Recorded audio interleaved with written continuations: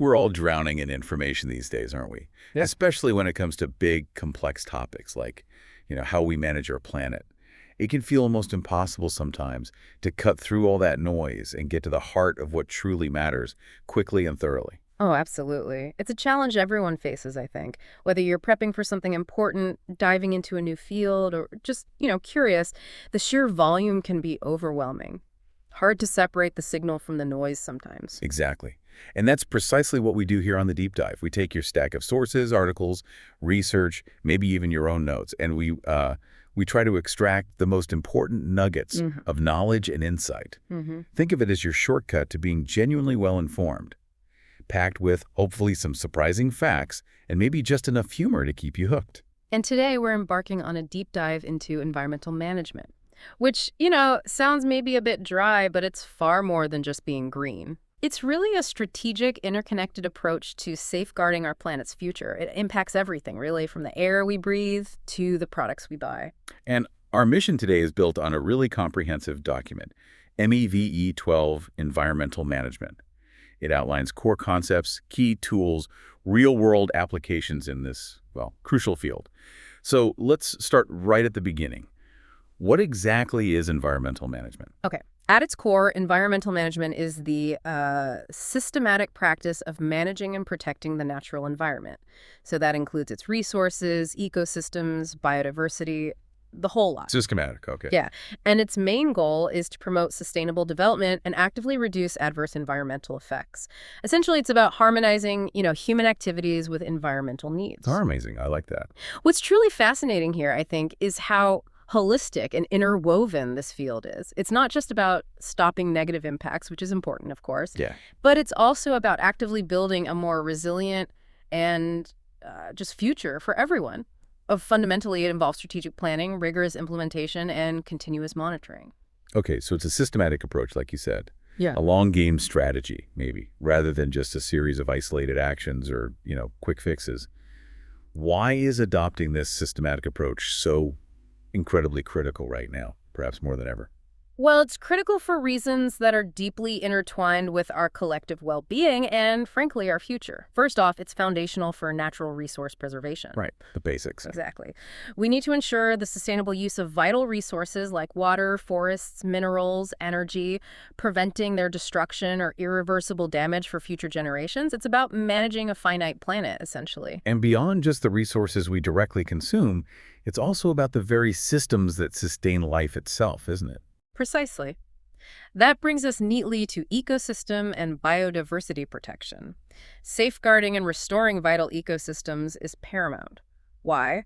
Because they provide essential services. Think clean air, clean water, fertile soil, even natural climate regulation. Things we often take for granted. We do, and preserving biodiversity is also critical for ecosystem resilience and stability. It helps prevent species extinction, maintain that delicate balance of nature. Okay, so that's protecting what's already there. What about the things we add to the environment that we definitely don't want there? Pollution, basically. Yeah, that's the next big one. Pollution prevention and reduction.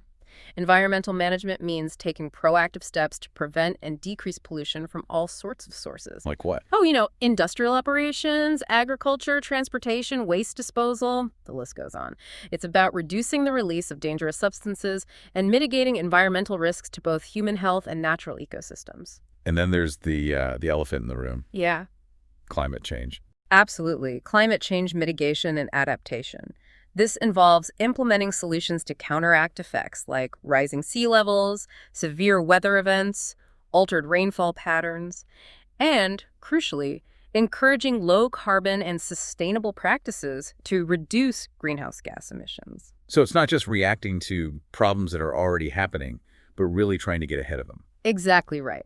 Fundamentally, environmental management is about integrating environmental factors into sustainable development. What does that look like in practice? It means weaving environmental considerations into decision-making across all industries: manufacturing, agriculture, urban planning, energy, you name it. The goal is to strike that balance between economic development and environmental protection. Meeting present needs without compromising the future. The classic definition. That's it. And finally, there's the practical side of compliance with laws and international agreements, helping organizations and governments adhere to national environmental laws and fulfill obligations under international accords, like the Paris Agreement, for instance. It's clear this isn't just some niche area. It really is a foundational framework for how we operate on this planet. When you talk about how all this works, what are the core guiding principles that underpin these efforts? You mentioned they aren't just theoretical ideals. Right. They're foundational philosophies guiding practical action. So what are they? Okay. First is sustainability.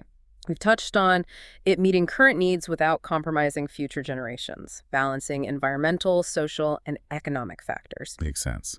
Then there's the precautionary approach. This is really interesting. It basically says you should take proactive measures to prevent environmental damage and minimize potential impact, even if you don't have total scientific certainty yet. So if there's a credible risk of harm, you don't wait for absolute, irrefutable proof before acting. Better safe than sorry, essentially. Precisely. Better safe than sorry. Next up is integration.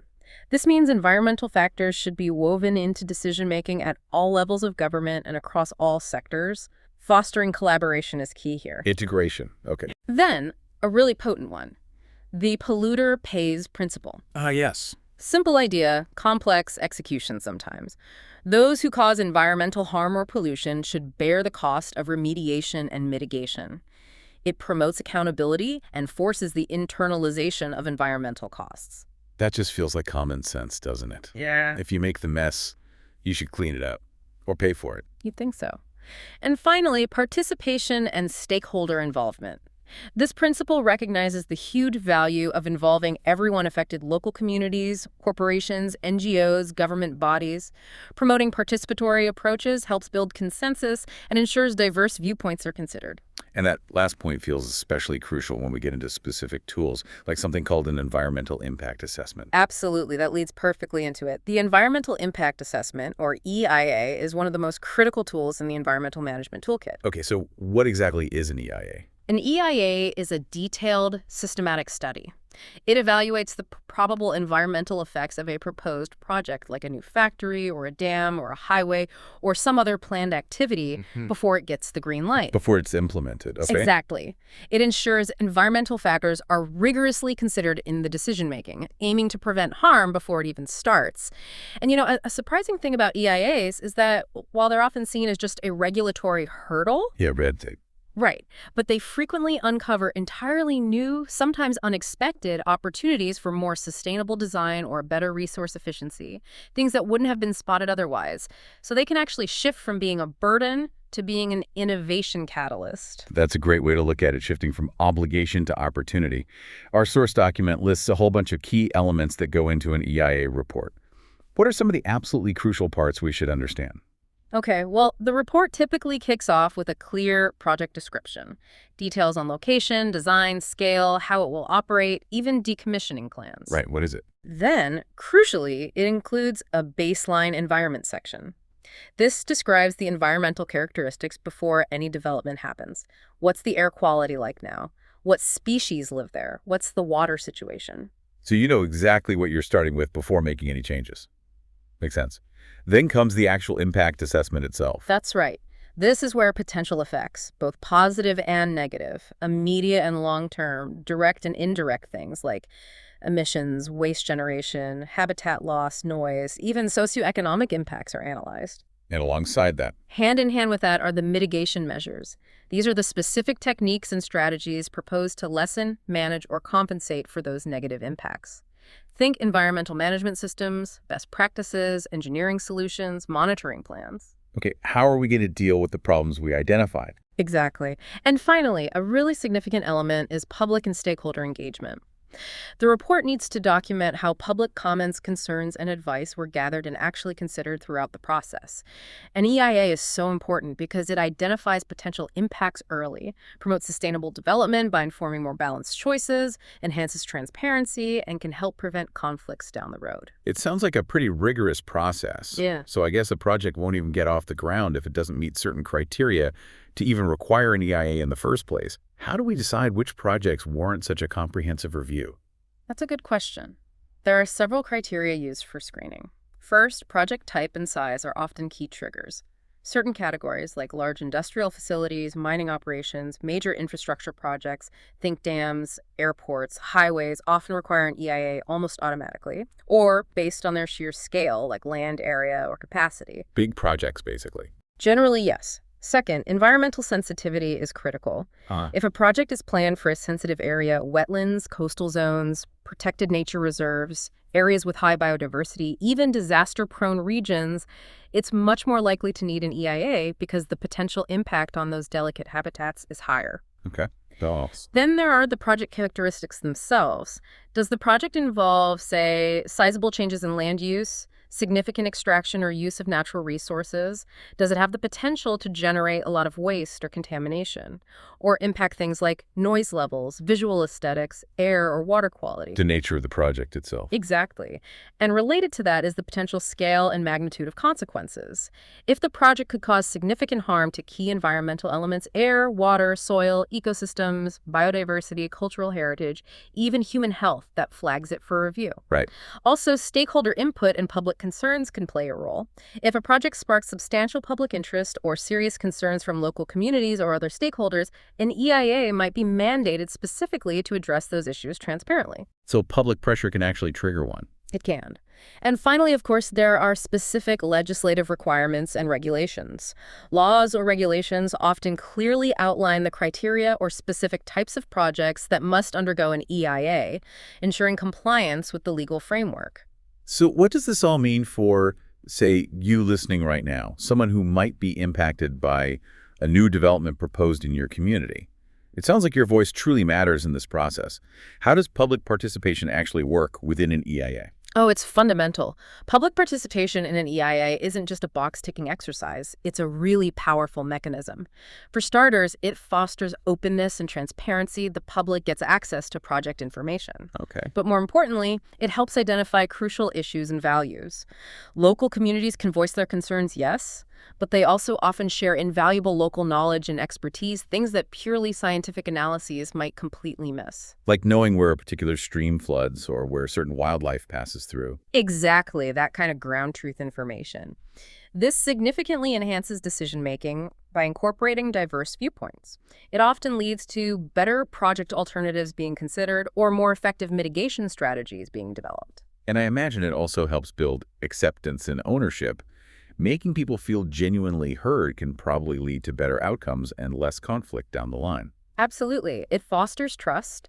The public can typically get involved in several ways, providing feedback during the early scoping stage when potential impacts are first being identified, commenting on the draft EIA report once it's completed, attending public hearings to ask questions and share opinions directly. Right. And in some countries, citizens can even nominate a representative to sit on the formal EIA panel of specialists reviewing the project.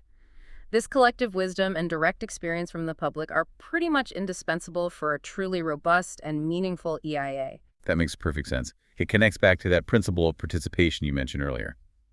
Okay, this leads us naturally to the backbone of environmental management, the actual environmental legislation and policy. You said earlier these laws are the bedrock upon which all these practices are built. But, having laws is one thing. For all these rules and regulations to actually matter, how are they enforced? That's the critical question, isn't it? Enforcement is critically dependent on regulatory organizations or agencies.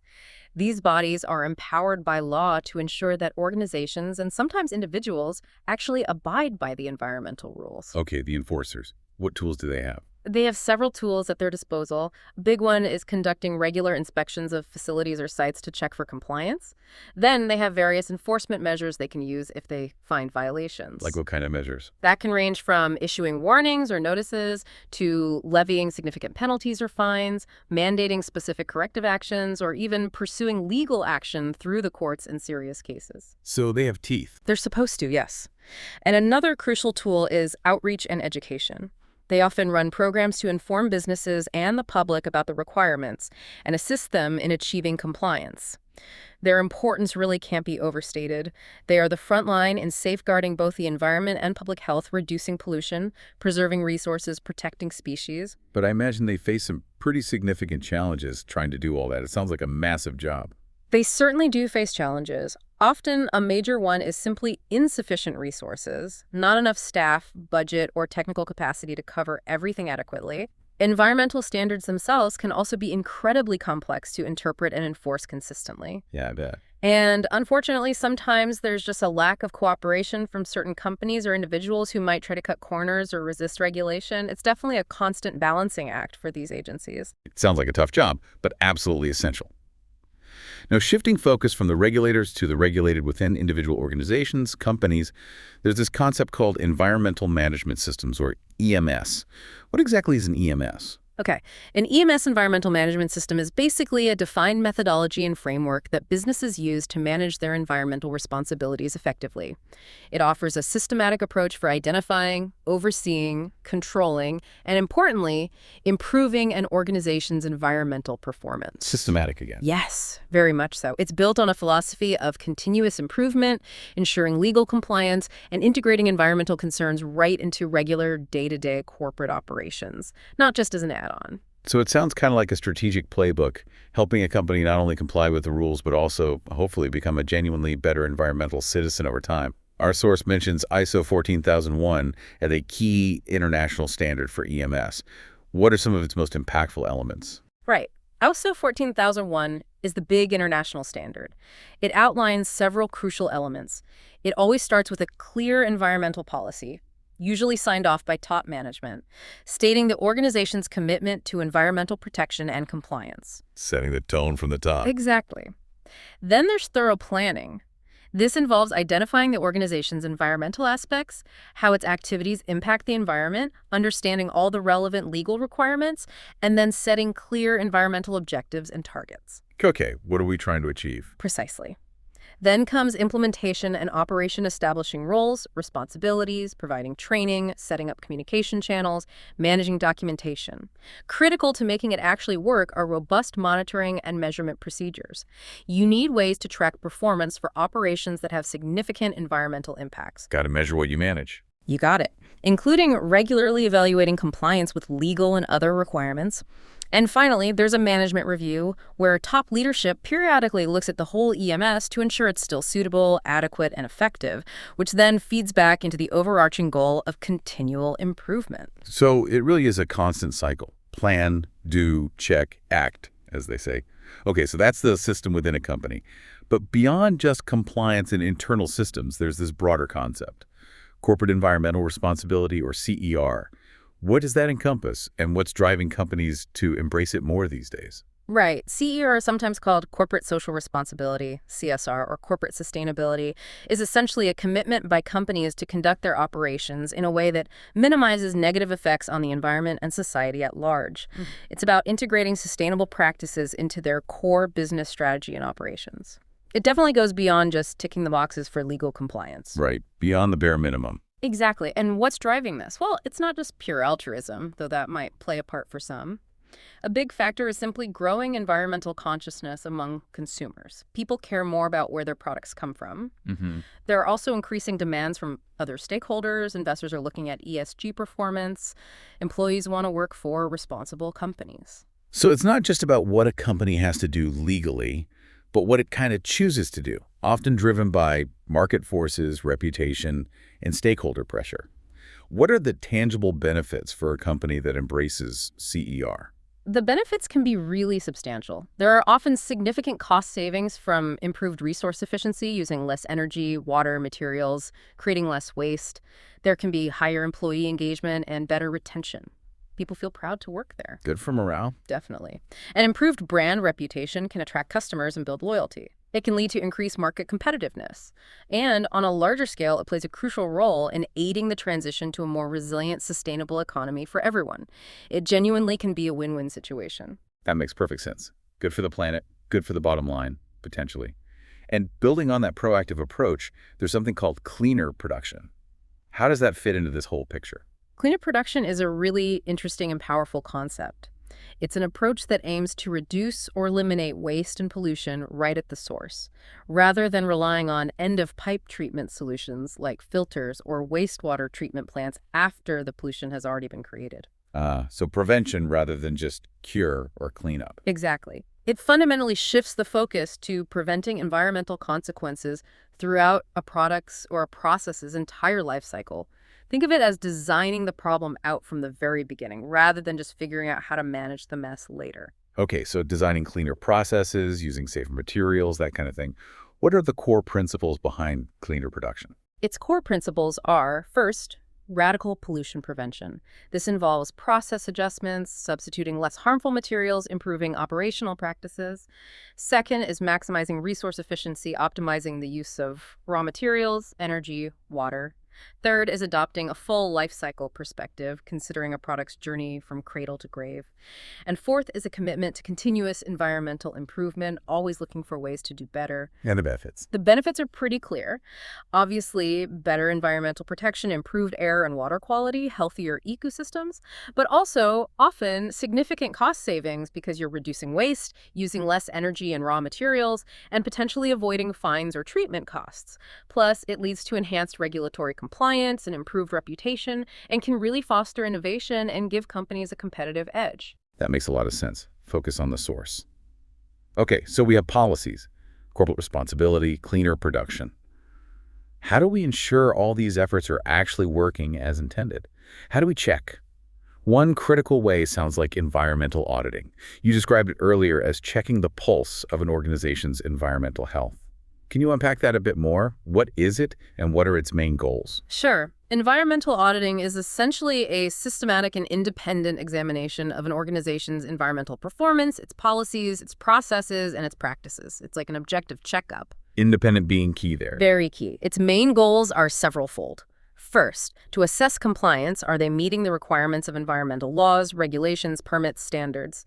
Second, to identify opportunities and risks. Audits can pinpoint potential environmental hazards, but also opportunities for improvement, like finding ways to reduce waste or improve energy efficiency. Finding savings, potentially. Often, yes. Third, to objectively evaluate performance against the company's own environmental policies and targets. Are they walking the talk? Fourth, it facilitates continuous improvement by identifying areas needing corrective actions and highlighting best practices. And finally, it helps build transparency and trust with stakeholders, management, regulators, the public by providing accurate information. That sounds like a very thorough process. Now, I understand there are different types of environmental audits. What's the key difference between, say, a compliance audit and a performance audit? That's a really crucial distinction. A compliance audit is primarily focused, as the name suggests, on assessing adherence to applicable laws, regulations, standards, and permits. Its main goal is simply to ensure the company is operating within the existing legal framework and to reduce the risks of non-compliance, avoiding fines, legal trouble, or reputational damage. It's about meeting the defined requirements. So basically, are they doing what the law explicitly requires them to do? Exactly. Are they ticking the legal boxes? A performance audit, on the other hand, goes much further. It's focused on assessing the effectiveness, economy, and efficiency of an organization's environmental activities, programs, or procedures. It looks beyond just legal compliance to evaluate overall organizational performance. How well are they doing it? Precisely. It examines the systems, the processes, the outcomes, all with an eye towards continuous improvement and achieving better environmental results, often beyond what's strictly required by law. It really reminds us that even the best environmental intentions need these rigorous checks and balances to ensure they're truly effective and delivering sustainable outcomes. That's a great point. Okay, so auditing checks performance internally and against regulations. Equally important, though, is environmental reporting. How do organizations actually communicate all of this, their performance, their impacts, to the outside world, especially to their stakeholders? Right. Environmental reporting is that communication piece. It's how organizations share information about their environmental performance, activities, and impacts with diverse stakeholders that could be investors, customers, employees, regulators, the general public. Why is this reporting so important? There are several major justifications. A huge one is accountability and transparency. Providing precise, reliable data allows stakeholders to evaluate the organization's practices and track its progress or lack thereof. It's also vital for internal performance monitoring and benchmarking, tracking progress over time, identifying areas for development, and seeing how they stack up against competitors or industry standards. So comparison is key. It can be, yes. It also serves to demonstrate compliance with environmental laws and permits. And importantly, it plays a significant role in identifying environmental hazards and opportunities proactively. Reporting forces companies to look at their data, which can reveal risks but also spur innovation in resource efficiency or waste reduction. And I imagine it's critical for building that communication and stakeholder engagement we talked about, allowing organizations to hear and respond to concerns, and maybe driving continuous improvement and goal setting based on those reported performance evaluations. Absolutely. On all counts, it fosters dialogue and helps set future targets. Now, to try and standardize all this, because otherwise it could be a mess. Right, comparing apples and oranges. Exactly. Many organizations now use the Global Reporting Initiative, GRI, Guidelines for Sustainability Reporting. It's probably the most widely recognized international framework for reporting not just on environmental issues, but also social and governance performance, what's often called ESG. GRI, okay. Yeah. What makes it useful? Its key features include clear guiding reporting principles, things like ensuring stakeholder inclusivity, focusing on what's material or most important, accuracy, comparability. It provides a structured framework for organizing the report content, and comprehensive disclosures with specific standards for different topics like water, energy, emissions, waste. This really helps ensure companies report on what truly matters in a consistent way. That sounds incredibly comprehensive. Definitely helps everyone speak the same language when it comes to sustainability performance. Okay, another powerful tool, one that really tries to look at the whole picture of a product or process, is something called life cycle assessment, or LCA. Yes, life cycle assessment.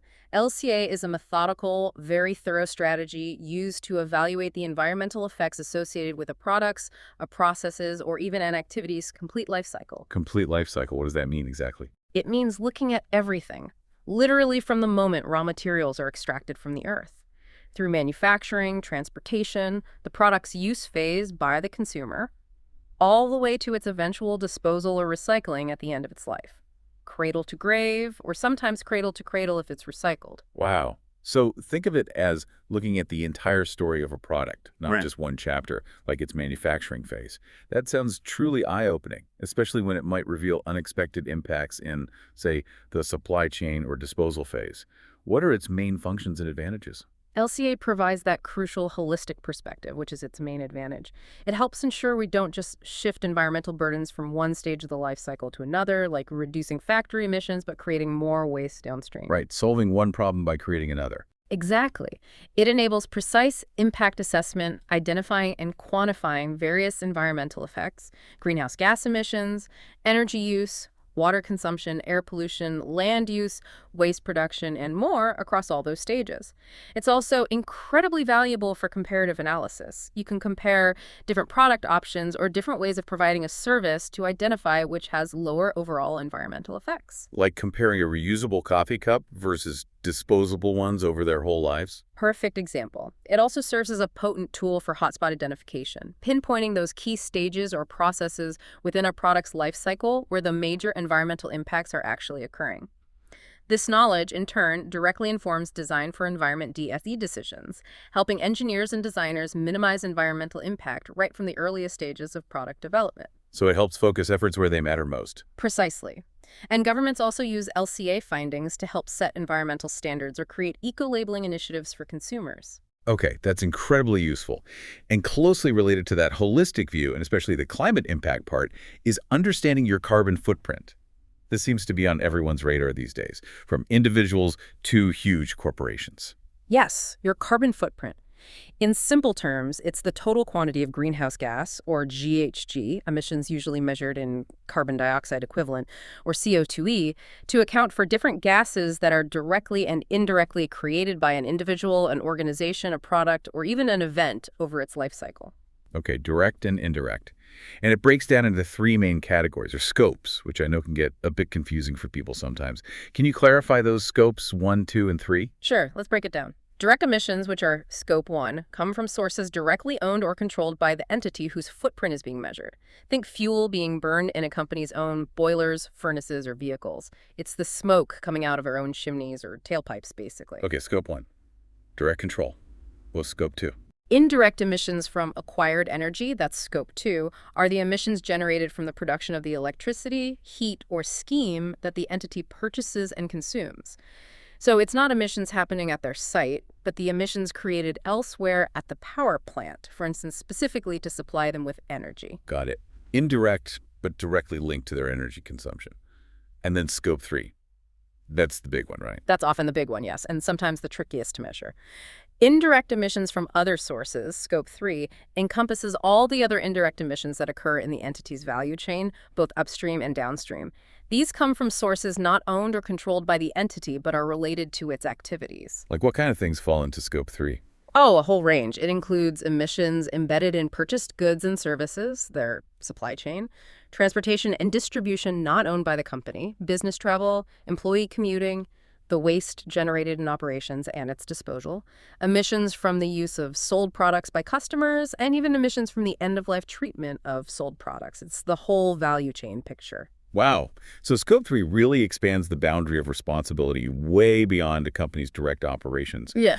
What's the significance of tracking all these scopes in environmental management? Why go to all that trouble, especially for scope 3? Well, its significance is huge, especially as we focus more on climate change. Tracking all scopes fundamentally aids in climate change mitigation. It helps identify all major sources of GHG emissions, not just the obvious ones, so effective reduction plans can be devised, maybe focusing on energy efficiency, scope 2, switching fuels, scope 1, or working with suppliers, scope 3. So you know where to target action. Exactly. It's also increasingly crucial for sustainability reporting. Investors, customers, and regulators want transparent data on the full carbon footprint, including scope 3. It often drives operational efficiency and cost savings, too, because tracking energy use or waste across the value chain often reveals opportunities to save money. And it's becoming vital for supply chain management. Companies are using scope 3 data to assess the environmental impacts of their suppliers and collaborate with them to cut emissions across the entire value chain. That's a truly comprehensive set of tools and concepts for managing environmental impact. Now let's try and bring this down to a more specific real-world context. Let's look at environmental management in India, which our source document covers in some detail. As a major nation facing rapid development, India has its own unique set of challenges and policies, right? Absolutely. India's environmental policies have been profoundly shaped by the pressures of rapid industrialization, significant population growth, increasing urbanization, and the resulting intense resource exploitation. Studying India gives us a really compelling, practical look at how environmental management principles get put into practice on a large scale, addressing very specific national challenges. So what are some of the key historical or landmark policies and laws there? Well, going back a bit, the National Forest Policy of 1952 was an early effort aimed at environmental stability and ecological balance through forest conservation. Then, a really significant one was the Wildlife Protection Act of 1972, designed to protect wildlife and habitats, controlling hunting and trade. Okay, forests and wildlife early on. What about pollution control? That came a bit later, often spurred by specific events or growing awareness. The Water Prevention and Control of Pollution Act of 1974 and the Air Prevention and Control of Pollution Act of 1981 were landmark pieces of legislation specifically aimed at preventing and controlling pollution in those crucial mediums. Right.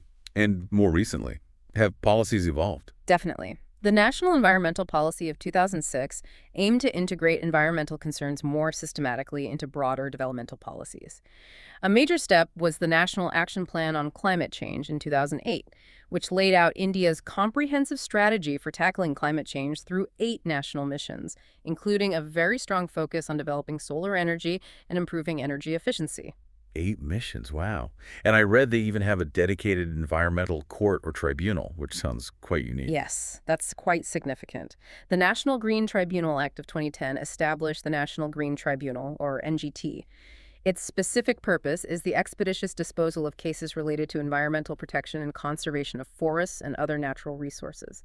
It provides a specialized forum for environmental justice, which is a pretty big deal. That is interesting. Any other major recent initiatives? Well, there's the very high-profile 𝗨𝗚𝗖 𝗡𝗃 mission launched in 2014, aiming for universal sanitation coverage, eliminating open defecation, and improving solid waste management across the country. The Smart Cities mission from 2015 promotes sustainable urban development. And reflecting global concerns, the plastic waste management rules of 2016 aim to regulate plastic manufacture, sale, and use, minimize waste generation, and promote recycling. Okay, quite a range of policies tackling different issues. Let's maybe deep dive into a few of these key Indian acts and bodies, starting with the big one, the Environmental Protection Act of 1986. What's its significance? The Environmental Protection Act, or EPA, of 1986 is really crucial. It's considered an umbrella legislation providing a broad framework for the protection and improvement of the environment in India. It was actually enacted partly in response to the Bhopal gas tragedy and drawing inspiration from the 1972 Stockholm Conference on the Human Environment. So a major piece of framework legislation, what did it enable? It provides a framework for coordination between central and state authorities. Critically, it empowered the central government to take measures to protect and improve environmental quality, set standards for pollutants, and regulate industrial activities. It also provided the legal backing for many subsequent rules and notifications, including those related to environmental impact assessments, EIAs for major projects, and the management of hazardous substances and wastes. So it laid the groundwork for a lot of specific regulations. And the Central Pollution Control Board, CPCB, seems like a huge player in making all this work on the ground. What's its central role? Yes, the CPCB, established even earlier under the Water Act in 1974, is absolutely pivotal. It's the apex organization at the national level for coordinating pollution control activities. Its mandate covers air and water pollution prevention and control, as well as providing technical services to the Ministry of Environment, Forest, and Climate Change. What are its primary functions then? Its primary functions include advising the central government on pollution matters, planning national programs for pollution control, setting standards for stream and well water quality, and also for air quality. It coordinates the activities of the state pollution control boards, SPCBs, resolves disputes among them, and provides technical assistance and guidance. It also conducts research and undertakes nationwide monitoring of pollution levels. So it sets standards, monitors, coordinates. Oh. Does it have enforcement powers too? Yes, it plays a key role in enforcement, often through issuing directives to industries or state boards, conducting inspections to ensure compliance with standards, and sometimes initiating legal action against violators.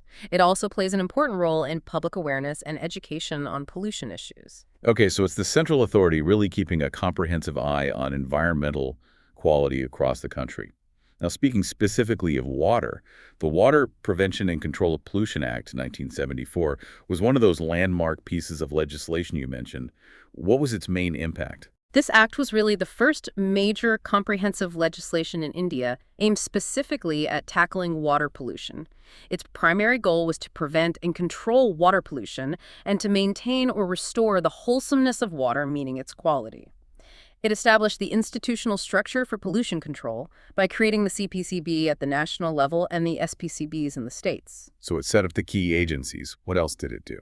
Crucially, it required industries and local bodies to obtain consent from the relevant pollution control board before discharging sewage or trade effluent into water bodies or onto land. This consent mechanism is a cornerstone of water pollution regulation. It also empowered the boards to take water samples for analysis, inspect facilities, and set standards for effluent discharge. Laying the groundwork for actually regulating industrial and municipal water pollution. And similarly for air, the Air Prevention and Control of Pollution Act, 1981, it's also highly significant. How did that change things regarding air quality? The Air Act of 1981 was enacted to combat the growing problem of air pollution, particularly in urban and industrial areas. Its significance lies in providing a comprehensive legal framework specifically for air quality management.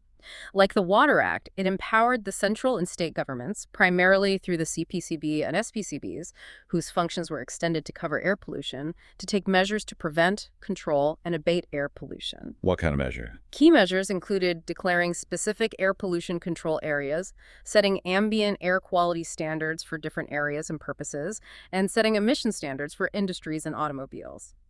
Industries operating within control areas needed consent from the state boards, similar to the Water Act. It established robust monitoring networks and enforcement mechanisms, contributing significantly to environmental conservation and protecting public health from the adverse effects of air pollution. It also aligned India's domestic policies with its growing international commitments on environmental protection. Okay, so distinct acts setting up the frameworks for water and air. Now, it's interesting how our source material approaches the topic of environmental planning. It seems to view it primarily through the lens of these key legislative frameworks we've just discussed. How so? Well, for instance, when asked to discuss the steps in environmental planning, the source material actually details the provisions and significance of the Air Act of 1981 again. It highlights how that act provides the comprehensive legal framework, empowers government bodies, sets standards, regulates industries, establishes monitoring, and promotes awareness, essentially presenting the act itself as the mechanism and embodiment of environmental planning for air quality in India. Ah, I see. That's a crucial point. It suggests that in this context, planning isn't seen as some separate abstract process, but rather as the concrete steps laid out and enabled by the foundational legislation. The legal framework is the plan, in a sense. Exactly. It demonstrates how deeply intertwined those legal frameworks are with the practical concept of environmental planning in that specific national context. Right. And building on that idea of interconnectedness and looking beyond single issues like just air or just water, there's a broader concept called integrated environmental management, or IEM. Does the source touch on that? It does. So what exactly is IEM, this holistic vision that seems to go beyond those single medium acts? Integrated environmental management, or IEM, is a more comprehensive, holistic approach. It seeks to weave environmental considerations into all aspects of decision-making within a single organization or even across multiple organizations and sectors. It explicitly recognizes that environmental issues are complex, interconnected, and often transcend traditional departmental or geographical boundaries. So it's about seeing the whole environmental system, maybe including social and economic factors too, not just focusing on individual parts or single issues in isolation. Precisely.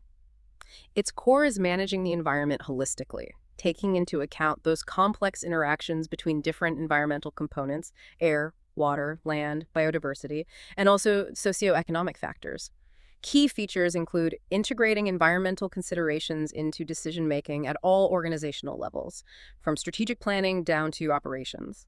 It strongly emphasizes fostering collaboration and cooperation both within organizations, between different departments, and with external stakeholders. And I suppose it uses all the tools we've talked about. Yes, it typically involves using a whole suite of tools like EIA, LCA, risk assessments, environmental management systems like ISO 14001, sustainability reporting, all working together within this integrated framework. The emphasis is really on incorporating environmental goals and objectives into the overall strategic planning of an organization or a region, for example, setting overarching targets for reducing resource consumption, minimizing waste generation across the board, or enhancing ecosystem resilience. What are the main benefits of taking such an integrated approach? The benefits are significant. It enhances overall sustainability and resilience by addressing environmental issues more systematically and proactively. It helps organizations and authorities manage risks more effectively, potentially reducing costly environmental incidents or non-compliance penalties. And it often identifies opportunities for cost savings and increased efficiency through better resource management and waste reduction across different areas. Now here's another interesting connection in the source material. When it comes to discussing public participation in environmental planning, it actually describes the principles and features of integrated environmental management that you just laid out. Really? So it links public participation directly to IEM? It seems to. It suggests that truly effective public involvement isn't just about commenting on a single project proposal, but it's about continuously weaving diverse voices and local knowledge into every stage of environmental decision-making, from policy formulation to strategic planning to project implementation, mirroring that integrated, holistic approach of IEM. Because environmental issues are so interconnected and often cross boundaries, this integrated view highlights how critical broad public input is to finding genuinely sustainable solutions that consider all the angles. That's a powerful way to frame it. It truly emphasizes that tackling complex environmental challenges requires collective responsibility and integrated thinking, with public participation embedded throughout, not just tacked on at the end. It makes perfect sense. Yeah. Now, another critical tool, especially for planning at a higher level, more policy and program level, is something called strategic environmental assessment, or SEA. How does that differ from the project-focused EIA we discussed earlier? That's the key distinction: level and timing. SEA, or Strategic Environmental Assessment, is a tool designed specifically to assess the environmental implications of proposed policies, plans, and programs. Think national energy policies, regional land use plans, transport strategies before they are formally adopted or implemented. So much earlier in the decision process, at a more strategic level. Exactly. Its significance lies in promoting sustainable development by integrating environmental considerations at that much earlier, more strategic stage, before specific projects arising from those policies or plans are even conceived. This allows decision makers to identify potential cumulative impacts, consider alternatives at a broader scale, and mitigate adverse environmental effects more effectively and efficiently than just doing it project by project later on. It's about catching potential environmental conflicts or problems further upstream then. Precisely. It also enhances stakeholder engagement by providing a platform for public input on these higher-level decisions, increasing transparency, and improving the overall quality and sustainability of the resulting policies and plans. That makes perfect sense. Addressing the big picture before getting lost in the details of individual projects. Okay, and finally, when it comes to actually visualizing, analyzing, and managing all the spatial data involved in environmental planning and management, there's a powerful technology. Geographic Information Systems, or GIS. Ah, yes, GIS. It's become an absolutely crucial tool for environmental planning and management. GIS offers a powerful way to capture, store, analyze, visualize, and manage spatial or geographic data. It essentially integrates hardware, software, data, and people to work with information tied to specific locations on Earth. How's used specifically in environmental work? Its key uses are incredibly diverse. A major one is spatial analysis. GIS allows planners to overlay different layers of spatial data, things like land use maps, soil types, vegetation cover, topography, water bodies, population density, infrastructure networks to identify patterns, relationships, conflicts, or suitability for different activities. Like finding the best location for a wind farm, considering wind speeds, proximity to grid, and avoiding sensitive habitats. Exactly that kind of analysis. It's used extensively in environmental impact assessment, EIA as well, for modeling and assessing the potential spatial extent of impacts from proposed projects like mapping noise contours or visualizing habitat fragmentation. So you can actually see the potential impacts laid out on a map. Precisely, which is incredibly powerful for communication. GIS is also vital for natural resource management. Agencies use it to integrate and manage data on resources like forests, water bodies, mineral deposits, and wildlife habitats for effective monitoring, conservation planning, and sustainable use. And for planning cities and regions. Absolutely. In land use planning, GIS helps planners optimize land use patterns while minimizing environmental impacts. They can analyze factors like slope stability, flood risk, proximity to transport, and existing land uses to guide development towards more suitable and sustainable locations. And significantly, GIS also facilitates public participation. Tools like interactive web maps and online platforms allow stakeholders to easily visualize proposed plans, access environmental data, and provide spatially specific input, making complex information much more accessible to everyone. Wow. It sounds like an indispensable tool for modern environmental management. Oh, yeah. Okay, we have journeyed through a huge amount today, the vast, intricate world of environmental management. We started with the fundamental definitions and guiding principles.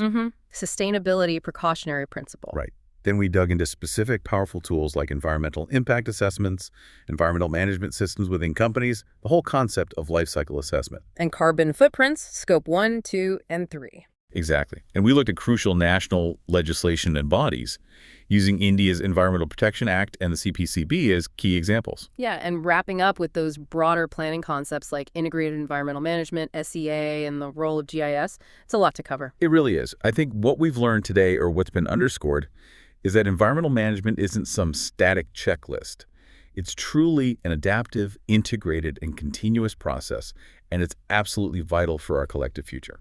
I agree. It really boils down to making informed decisions, doesn't it? And recognizing that it's a shared responsibility across individuals, corporations, and governments. It requires proactive steps, not just reacting to crises, but actually trying to build a sustainable world. So, maybe a final thought for you listening. As you go about your day, maybe consider a local development project you hear about, or even just a common product you use every day. Try to think about how many layers of environmental management, from overarching policy and regulation down to specific assessments, portrait systems, and reporting, might have gone into making that thing exist or be used the way it is. And perhaps also think what additional perspectives or innovations might still be needed to make it even more sustainable in the long run. There's always room for improvement. Absolutely. Wow. Stay curious, keep exploring these ideas, and think about how you can apply this knowledge to the world around you.